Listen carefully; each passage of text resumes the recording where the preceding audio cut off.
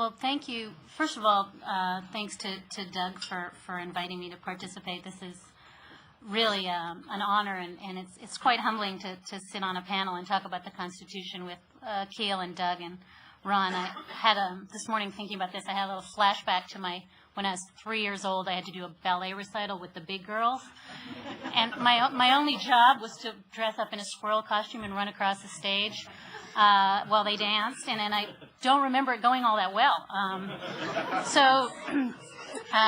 Here's me in my squirrel costume. I'm not here as a constitutional scholar. I'm not here as an expert on originalism. I'm more or less here to shoot the messenger. And that is to say that I've been covering the courts for a while now, and as Doug mentioned, I covered the confirmation hearings, the Alito and Roberts hearings, and it seemed to me that progressives were doing a really dismal job of taking what seemed to be a real teachable moment, a public moment to say to America on C-SPAN, this is what progressives want from the judiciary, and we turned it into, some kind of weird hybrid between an exercise in cardiology, unnatural scrutiny of Chief Justice Roberts and Justice Alito's heart, and literally question after question, embarrassing questions about, but what's in your heart? What's in your heart? You wanted them to sort of wheel out the CAT scan at some point or the X-ray and be like, here it is. Is that really the sort of rigorous, serious way that progressives talk about what they want to see in a jurist? And when it wasn't the sort of cardiology, it was this sort of ugly, sort of Us magazine gotcha quality that we've descended to as progressives, where, if we could find somebody to say that one time Chief Justice Roberts was really mean to a Hispanic woman, then we had a case.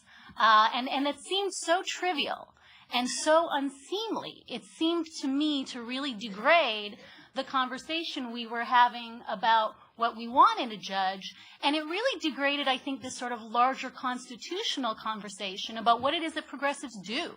Because if really all we do is be nice, and if the only thing that we really value in our judges is that they're nice, it sets the bar very, very, very low for the judicial candidate at hand. And all they had to do, which is, I think, Doug's point about the crisp spring breeze, all they really needed to do was sit there and look nice, and that was enough.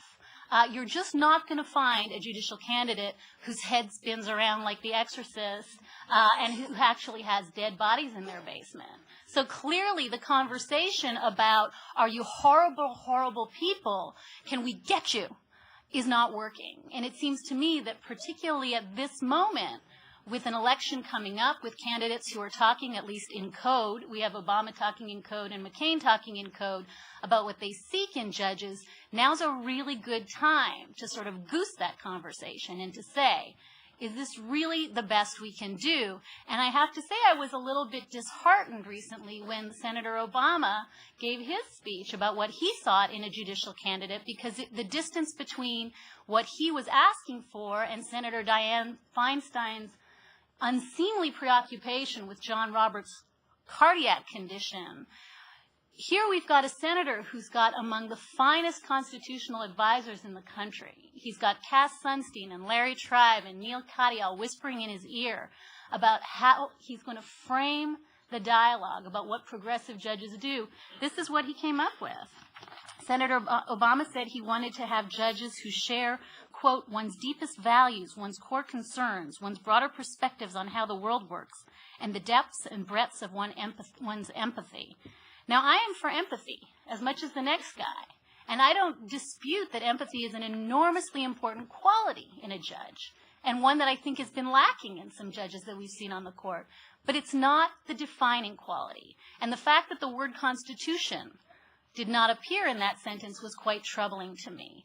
So it seems that this is an opportunity to talk about a more rigorous, more serious way of describing what it is that we want beyond just somebody who kind of emotes from the bench. Because it doesn't seem to me that emoting sells very well with the American people. And so I want to just wrap up with what I see very, very quickly as the three problems with the sort of cardiac view of progressive jurisprudence. And the first one, I think, is quite self-evident, and that is it looks and sounds elitist. It looks and sounds judgmental. When you say that you're looking for a jurist who has a good heart, the implication is that conservatives don't have good hearts. When you say I'm seeking a jurist who is empathetic, the only other way to read that on the other side is, oh, so therefore conservative jurists don't care about anybody. And my point is that it's simply reductive and judgmental, and that we deserve, I think, to talk to each other in a more respectful way. There was the second thing that I want to say about the sort of very, very mushy, squishy notion that what progressives want in their judges is some kind of niceness, some threshold niceness or caringness, is that I think it's just very easy to ridicule. And shortly after Senator Obama said that he wanted empathetic judges, he opened himself to this attack from Rudy Giuliani, who said on Fox News, laughing, by the way, said that the Illinois senator's vision, quote, is not what a judge in the American legal system is supposed to do. A judge is supposed to interpret the law. The law is written by other people. That's kind of a good point, it seems to me. And when Rudy Giuliani makes a good point, I think it's worth catching your breath and thinking it through for a minute.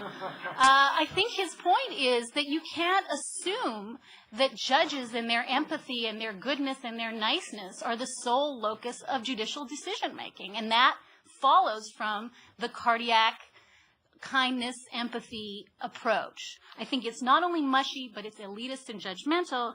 It opens you to ridicule. And I want to stop for 1 nanosecond and say, I am well aware that ACS is working hard on this. I am well aware that the Brennan Center, that good people, that legal academics across the country are trying really, really hard to think this through. And I don't want to disparage the really tremendous efforts I think they've had made in recent years to sort of reframe this conversation in a rigorous way.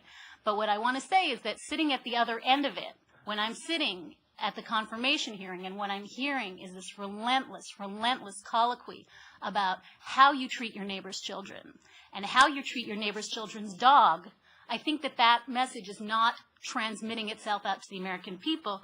And so the last thing I wanted to do is just cite the most recent poll I saw on this issue. This is a March 2008 Kellyanne Conway poll that says, not surprisingly, this was just a Wisconsin poll going into the election, but 77% of voters agree that, quote, judges should interpret and apply the law as written and not take their own viewpoints and experiences into account. 77% of Americans really have a problem with judges who are judging based on what's in their heart, no matter how good their heart is. And that suggests to me that continuing to try to sell niceness and good-heartedness is failing. It's failing really, really dismally. So let's do better. Let's think about a way to be rigorous and dispassionate. Let's get away from the empathy, kindness, huggable justice, and get back to a jurist who cares deeply about some principle outside of her head. And it seems to me that at least starting to frame the conversation that way is a much needed step in the right direction. Thank you.